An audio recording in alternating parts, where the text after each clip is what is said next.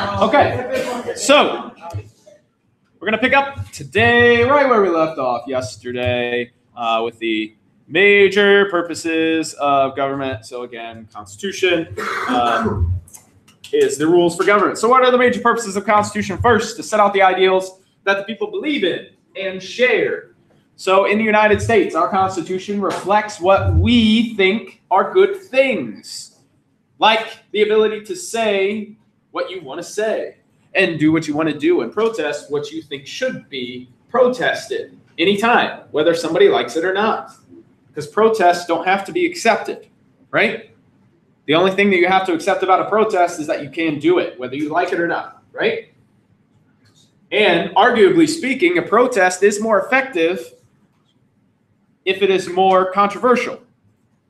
It gets more attention. For example, how many of you know how many people died in the Syrian civil war yesterday?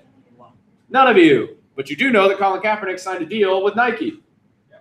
I didn't know that either. So. I didn't know that. Yeah, Colin Kaepernick is the 30th anniversary Nike spokesman. All right? He's a football player that started this. So, yeah, Colin Kaepernick is famous for having knelt during the national anthem to protest racial injustice and interactions with police officers in the United States. Okay?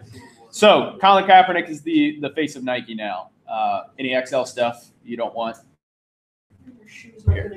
Establishes basic structure of government and defines government power. So basically, how is the government going to be structured here in the United States? Article 1 gave us the legislative branch. It made up the House of Representatives, which was to be based on population. And it had the Senate, which was to be based on equal representation. Those houses would share legislative power. It gave us the executive branch, the president and their cabinet members, who appoint their cabinet members and also enforce laws, among other duties. It also defines their power. So we also have checks and balances, what they can and can't do. So for example, the government is not allowed to arrest you if you on the internet say the government is stupid or the president sucks or Hillary lied. You can say any of those things. It doesn't matter because those are protected things under the First Amendment. However, here are a list of things you can't say. I'm going to kill the president. Someone should kill Hillary. Okay? You can't say those things because you can't incite violence and you can't make threats. You also cannot say things you know are untrue in an attempt to damage someone's character. So, for example, if you're on the internet and somebody you don't like at school made you mad that day, and you post that they have a terminal illness, and you post it on there on Facebook, you can be arrested for that. That is libel. You cannot write down false things you know are false in an attempt to damage someone's character or to change the personal opinion of somebody. You are not allowed to do that in any way. Okay? Purpose number 3, it provides the supreme law for the state. So what's the highest law in the United States? Easy. United States law. Right? But what is the highest form of law in the United States? That would be the United States Supreme Court, because they are the only group of people in the United States that is allowed to interpret our Constitution. Nobody else can interpret it legally. They can say what they think it means, but the Supreme Court decides what it means definitively. Tiffany. Is the death penalty a law or is it a sentence? The federal government does recognize the death penalty if you are charged with a federal crime. If you are charged with a state crime, it depends on which state you reside in. Now, because death penalty isn't given, like it doesn't say that you can or you can't do it, that means the states can decide on their own, and the federal government can also decide if that penalty is severe enough for the crime that you've committed. So that's a concurrent power. Both groups have that power. Pearson. On the death penalty, they go on death row. Death row can go up to like at least 20 years. They can last for a very long time. Sure. Now, why do they do that? And the question: do they ask the people who are the victims to the crime, whatever happened, if they want that person to go on death row? Or? Victims of persons who have committed crimes do not get to pick punishments for the people who committed the crimes. That's part of the justice system. If they did, that justice system would be a very unfair system. So no, the victims never get to choose whether or not the punishment is going to be death or life in prison or without parole at all. However, the victim can say, I would like this to happen in their final statement. The jury can take that into account. The judge can take that into account if they want to. But by no means is a victim ever going to choose the punishment for the person that committed the crime against them or their family members. Yeah, that would never happen. All right. Any other questions? Cool. The U.S. Constitution. There are 3 parts to the United States Constitution. The first is the preamble. It introduces the Constitution. It tells you what it is. So we're gonna examine what a preamble is, and we're also going to tell you how the Constitution is organized. So again, I've already said there's 3 parts. The second part are the articles, which creates the structure for our government. It tells us who has what powers, among some other things that we'll get to.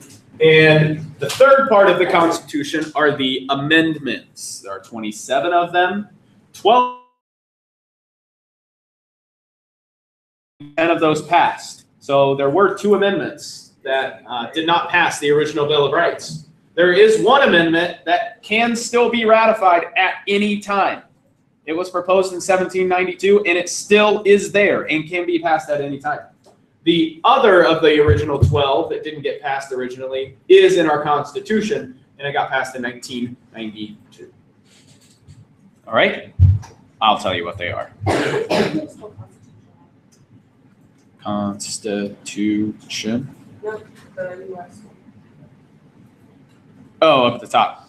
Yeah, Constitution. Constitution. Yeah. So, what is a preamble? Get excited. That Schoolhouse Rock down there. An introductory statement that sets out the goals and purposes to be served by the government. So, anybody know how our preamble starts? We the people. We the people. In order to form a more perfect union. Blah, blah, blah, blah, blah. Don't memorize it. It's a waste of your time. And any teacher that's ever made you memorize that wasted your time. It's stupid. You are never going to need to know what the preamble says. Why? Because what the preamble says has no bearing on how much power the government has or what your rights are as an individual. The preamble is simply an introduction. It's the first 12 sentences to the United States Constitution, and it is relatively meaningless when it comes to power itself. Okay? So if you don't know what the preamble to the Constitution is, I can read it to you because it is pretty short. All right? Yeah, obviously. Yeah, doesn't everybody have a copy of the Constitution handy? No? Yeah. We, the people of the United States, in order to form a more perfect union, establish justice, ensure domestic tranquility, provide for the common defense, promote the general welfare, and secure the blessings of liberty to ourselves and our posterity, do ordain and establish this Constitution for the United States of America. So, that is the preamble. Guess when you're going to need to know what it is? Never for the rest of your life. Awesome. The U.S. preamble states the major goals of American government, right? Domestic tranquility, peace, freedom, all of those things that you think of when you say a bald eagle. That is what the preamble is. Very close. Benjamin Franklin did want the turkey to be the American bird, but the bald eagle was chosen instead, mainly because turkeys were domestically herded and eaten even during that time. Tiffany. Is it true if you burn American flags, you can go to jail? Absolutely not. You are definitely allowed to burn American flags. I'll find someone burning a flag. But I mean, like, people will beat you up. Sure, take your headphone out. Put your phone away. You don't need it. You can put it on my desk if you want, if it's going to tempt you too much. I won't touch it. Yeah, you are allowed to burn an American flag. That was ruled on by the Supreme Court, and that is a form of protest and a form of freedom of speech that is protected by law. If you stop somebody who is burning an American flag, you can be found guilty of assault and sentenced up to 18 months in prison because you cannot stop somebody from having the ability to protest regardless of whether you agree with it or not. You're not allowed to do it.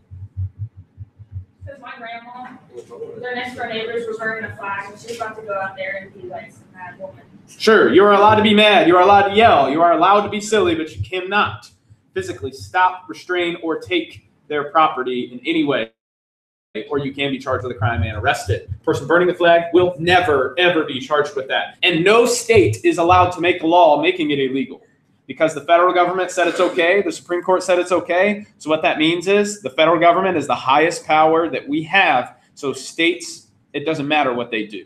The federal government is going to say it's okay no matter what. If you got a bucket of water, just happens to be sitting beside you, and you see that flag burning. If you stop them from being able to protest, and you didn't know he was protesting, you dump it out. And then he said he was protesting, and he takes you to court. He said, I didn't know, I just saw something burning. Put it out. Ignorance is not an excuse for guilt. So if you say, I didn't mean to kill a person, but you did kill a person, you can still go to jail for murder. I was just worried. What if you feel like, what if you're just like, I didn't know I killed him? You'd still go to jail for murder. You can still be found guilty for murder, right? If you are driving drunk and you drive a car and you hit a telephone pole that falls and electrocutes somebody who's sitting in their yard, you are guilty of vehicular murder, vehicular homicide. You are going to prison. It's going to happen, always. If you are responsible for their death, you can go to prison for it, period. Whether you meant to or not, whether you knew you did it or not, it doesn't matter. You are to be held accountable for your actions. Yes?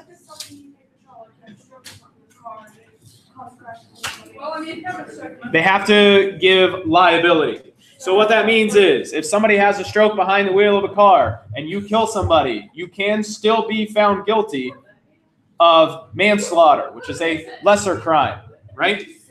Especially if you knew that there were certain health problems that could cause stroke.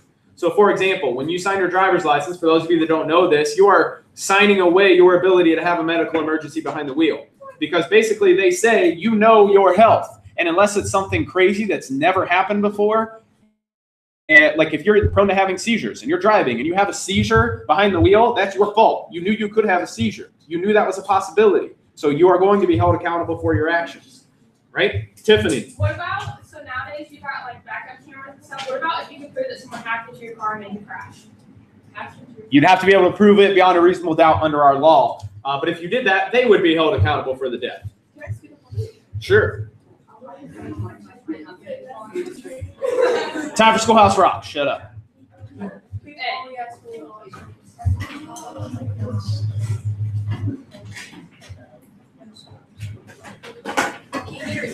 Yeah, I didn't turn on the speaker yet. This is not one of my favorites. It's happening.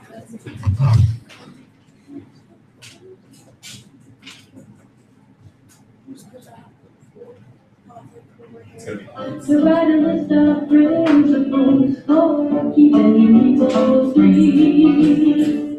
The USA was just starting out a brand new country. And so our people spelled it out, the things that we should be. And they put those principles down on paper and called it the Constitution. And it's been helping us run our country ever since then. The first part of the Constitution is called the Preamble. It tells what those founding fathers set out to do. We the people, in order to form a more perfect union, establish justice, ensure domestic tranquility, provide for the common defense, promote the general welfare and secure the blessings of liberty. To ourselves and our posterity do ordain and establish this Constitution for the United States of America. In 1787, I'm told our founding fathers all sat down and wrote a list of principles that's known the world around. The USA was just starting out a whole brand new country. And so our people spelled it out. They wanted a land of liberty. And the preamble goes like this. We the people, in order to form a more perfect union. All right, we're not going to listen to the preamble again. All right, but there you go, pretty awesome. But I would like to point out that the United States didn't just start growing in a brand new nation. We also murdered about 13 million Native Americans along the way, which is about twice as many people that were killed in the Holocaust. So just a heads up, wanted to let you know that. All right, and also a tidbit of information. Of the 6 million, around 6 million people that died in the Holocaust, about 2.5 million were Jewish. Not all of them, that is sad. Yeah, they were definitely the highest number of people that were killed. But Hitler also had people who had genetic mutations. So if you had Down syndrome, if you had any sort of chromosomal deficiency, you were killed. If you were too old to produce things in society, you were killed. If you were a gypsy, you were killed. If you were non-Aryan, you could be killed. And if you were, of course, from a foreign country, you would definitely be killed, like Russia. Russians were killed pretty heavily. Pearson. I don't understand it. Why do people talk so badly about, World War II, that genocide that they had over there, and they don't talk anything, like even the United States doesn't say anything about what we did to everybody around here before we started colonizing. It's different in the sense that Hitler basically took everything away from them and then forced them to work to death. Whereas the United States, we just said, hey, you've got to go live somewhere else. Sort of like a ghetto. And then, but for some reason, we made them walk, Trail of Tears, right? A bunch of people died that way. And for all of his efforts, Andrew Jackson, for some reason, got immortalized on the $20 bill. He was one of the most racist presidents we've ever had in our history. Luckily, he's being replaced on the $20 bill starting in 2020. Yeah. So Harriet Tubman will appear on the $20 bill. Harriet Tubman will be on the $20 bill from 2020 forward. But don't worry, your racist 20s will still function just like the new 20s will. Okay? So they will be worth just as much money. You'll be good to go. All right? Main body of the Constitution sets out a plan for government, of course. It is split into 7 parts with 21 sections. I know every part and every section by heart. Okay? I probably should, because I'm the one that's teaching you about it. All right? So memorizing them, sure, go ahead. You're not going to need to for life, right? But you will need to understand some basic things about each section that we will go through during this class, right? We will go through them. So don't worry. You will know what you need to know, but you definitely do not need to memorize these 7 articles in 21 sections. You do need to memorize all 27 amendments, and I will make sure you know them by heart. You will be able to write them down freehand anytime, any given point. All right? That is going to happen. If you can't do that, you will most certainly fail 3rd quarter. Wow. All right? 100%. Yes. You will know what they are. You will know what they mean. It is going to happen. All right? So here are the 7 articles to the United States Constitution. The first and the longest article is the one that creates the legislative branch. It basically said that we are going to have a House of Representatives in which the proportionate population of each state will be represented in that branch. So what I mean by that is if you had more people, if you were a state that was more populous, you got more representation in the House of Representatives. Smaller states, Connecticut and Hampshire, Vermont, those types of places were worried that they would be overpowered by more populated states. So we have a dual-chambered legislative branch. We're going to talk more on that later. But that is 100 individuals and 2 for each state. Right? So that is state by state. This is also the basis of the Electoral College, which is potentially one of the most unfair ways to elect a president there has ever been. And that goes both ways. That's unfair for Republicans and Democrats, and I will explain to you why. And why it existed in the first place as well. And why I think it's probably still the best system that we have, even though it sucks. It's like choose a sucky option or a worse option. And then there's also a really terrible option. So we just picked the least terrible option that existed. Executive branch is the second article, creates the president. This is one of the shorter articles because the president doesn't have a lot of power. The president really can't do anything. So the second article is not too long. Third article, a little bit longer than the second article. Doesn't dive in depth as much, but basically it's the judicial branch, creates the court system. 4 is the relations among states. So basically it says that Ohio gets to determine what Ohio's laws are. So Indiana can enforce Indiana law in Ohio, right? But Indiana will recognize your Ohio driver's license. So basically states have to recognize each other's laws. And if Ohio thinks you're able to drive and you have an Ohio driver's license, you can go into Indiana and drive no matter what, right? So if you're 16 years old, you get your driver's license and you drive to a state where the driving age is 16 and a half, they can't arrest you for that, all right? Because your state law, the state that issued your driver's license said it's okay. Little known fact, you do not own your driver's license and you never will and you can never own your driver's license. The fee you pay is the ability to drive, not the cost of your driver's license. So driving is not a constitutionally guaranteed right and can be taken away at any given time. All right? So that's why a police officer can ask for your ID pretty much at any time in the state of Ohio because it's not yours to begin with. Like, can you refuse that though? Like, if he asks, There are only a few very specific times that you could. like if he just ran. But the main reason is the police officer's job is to enforce law on behalf of the state, and the state owns your driver's license. So basically, he's asking to see the property he is expected to enforce. Okay, So, I just didn't not know. yours. I mean, like if he just randomly walked up to me and said, "Hey, can I see your ID?" It depends. It depends.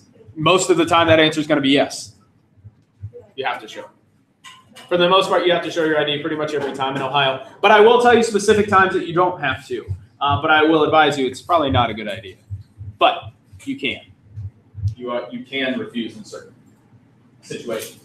Amendment procedures. How do we add amendments? How do we take amendments away? How does that procedure work? And basically, how we take amendments away is adding a new amendment that takes it away. Right? 6, supremacy of the Constitution, which basically means if the federal government has any power over it, it always overpowers the state governments. If the federal government doesn't have power over it, it goes to the state governments, and they have complete power over it. Okay?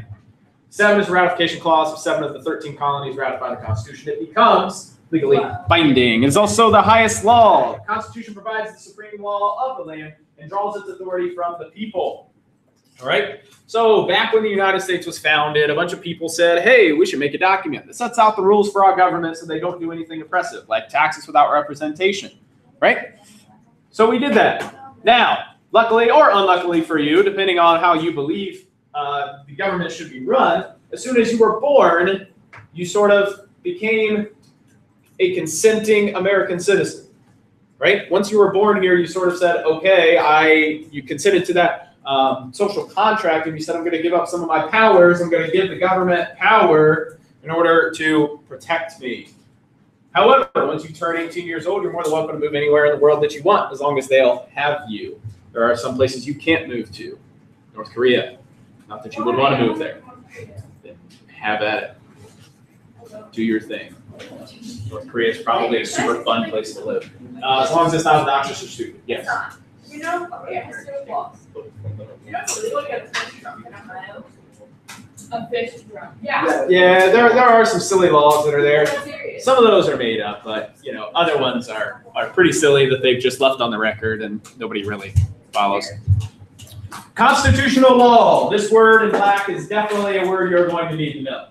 Constitutional law is utilized to define the extents and limits of government. So constitutional law means it is determined by the judicial branch what the government can do. So the judicial branch, in addition to interpreting our federal constitution and telling us what it means, they also can interpret the actions of the government. Perfect example of this was when President Trump attempted to block immigration of persons who are coming from traditionally Islamic states or countries, right? It went into effect. It almost immediately got shot down by a district federal judge. It was within like 18 hours. He tried again. It got shot down in 12 hours this time. He tried a third time. It got shot down in 1 day. He tried a fifth day and sixth time, and both of those were challenged and deterred within 6 hours. All right? Why? Because the Supreme Court said you can't do that. You're not allowed to judge and determine whether or not people can come into a country based on their religion. First Amendment. You don't have to read very far to find it. You're not allowed to. Even the president can't do that because the amendments are limits for government. And the government isn't allowed to do that. So that will never be a thing.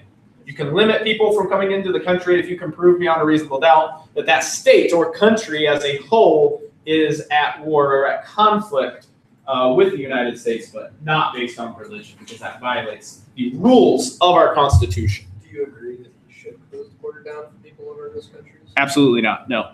I never, ever will ever think that it's okay to discriminate against a person based on their religion in any way. Fair enough. Right? I would have said the same thing because he closed it down back like ISIS was like super bad. You remember like when it was getting like.